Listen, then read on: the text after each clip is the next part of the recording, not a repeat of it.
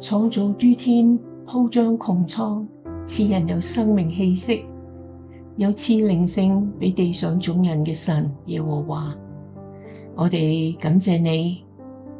你差派耶穌基督嚟帶領我哋離開黑暗，進入光明，俾我哋有新嘅生命。你教導我哋要喺主耶穌基督嘅恩典同埋知識上有長進，每日讀經靈修，同主你持續建立親密嘅關係，喺靈性上要有穩固嘅根基，只能夠抵擋魔鬼嘅誘惑，甚至攻擊。